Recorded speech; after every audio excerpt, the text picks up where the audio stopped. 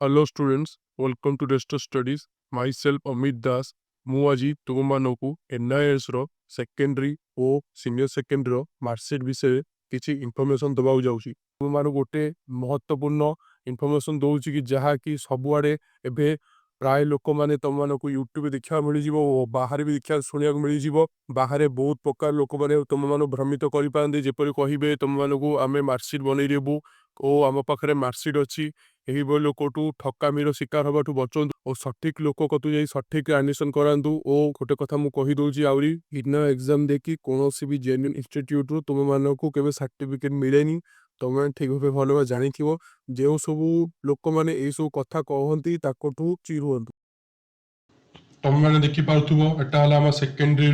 Marksheet. यह तुम देखिपे एटा peach colour देखिपे एटा तुम ये क्यूआर कोड थी तुम एआई नंबर थी तुम NIS लोगो अच्छी देखिपे तुम हिंदी लिखाई थी प्लस इंग्लीश बुझिपाल। ओ नेक्स्ट लिखा देखा तुम फटो रही तुम कौ इयर पासिंग तुम एनरोलमेंट नंबर थी नेम थी कैंडिडेट मदर फादर नेम थी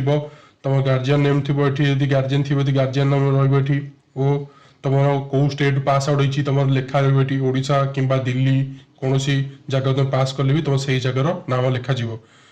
आहरी नेक्स्ट को चली आसी आम ये लिखाई सब्जेक्ट सब्जेक्ट कोड रखी सब्जेक्ट कोड तुम लाइन मिल जाव एपटे तुम सब्जेक्ट ना रुझिपाल। तापर तुम स्टेटा होमर स्ट्रीम 1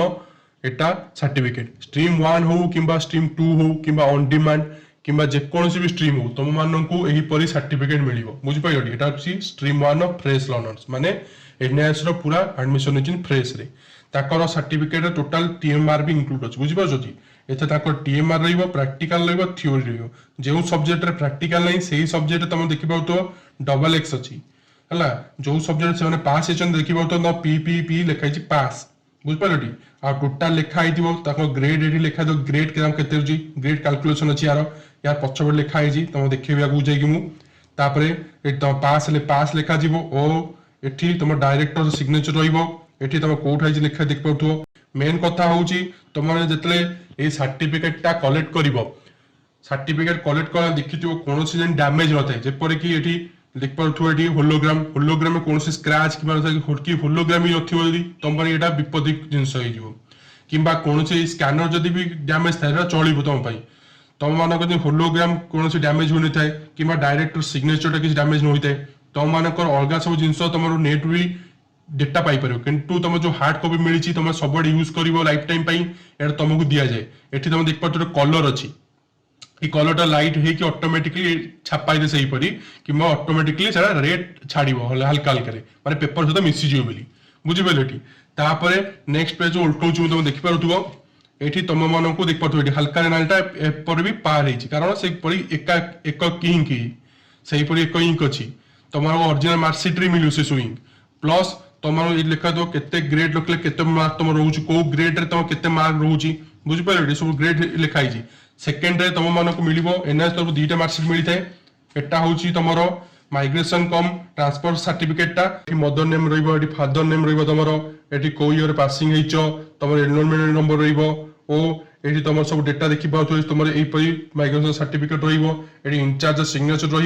तुम देखिए तो कौन सी जिनस भी जो जिन मेन था इंचार्ज सिग्नेचर कि कैंडिडेट नेम कि जो नंबर लिखाई देखिए भल भाव लिखा था कौन डैमेज न थाए सर्टिफिकेट रिसीव कर कौन डैमेज तुम मानू देखा न जाए बुझिपार। एटा हूँ तुम सीनियर सेकेंडरी यार कलर देखिए तुम यार पीच कलर आसबनी तुम मान पिस्ता कलर आसो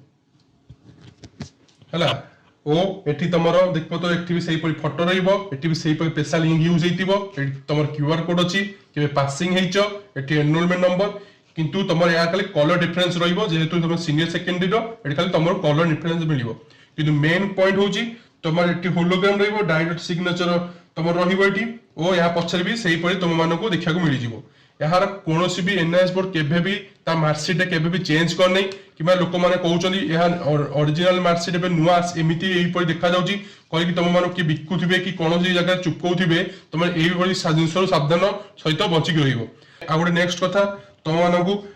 तुम मानक देखिए भी डेट लिखाई कौटू आई मेनसन होती एही परिया सब सिग्नेचर रहिबो बुझि पाइलो तमरो सब एठी भी स्पेशल लिंक रे सब जिंस मिलिबो बुझि पाइलो तापर नेक्स्ट भी देख पातो एठी पछपटे भी छपटी हल्का रहिबो आ तमे गोटे मेन इंपोर्टेंट देखै दउची तमाने एकु लाइट देखेले तमानको हल्का रे देखि परिबो एठी गोटे राउंड हेकी तमो देखा जिवो बुझि पाइलो राउंड हेकी तमो देखा जिवो तमरो माने एनएस रो लोगोटा जो एम्बस हे जी ट्रांसपेरेंटली तमो देखा जिवो लाइट देखै भी तमो देखि परिबो तम मानकू एही एनएस रो मार्कशीट दुईटी माध्यम दे मिली पारे जदी तमकू एनएस बोर्ड पोस्ट ऑफिस देकी तम इंडिया पोस्ट माध्यम दे मिलिबो अथवा तमरो स्टडी सेंटर रे मिलिबो स्टडी सेंटर रे एग्जाम दे आसला बेले पचारिबो तमरो मार्कशीट टा केबे भितर आसी जिवो जे स्टडी सेंटर कहले तमरो बाय पोस्ट मिलिबो ता तमकू ही बाय पोस्ट री मिलिबो तो ए वीडियोटा मु एतिकी रखुची नमस्कार।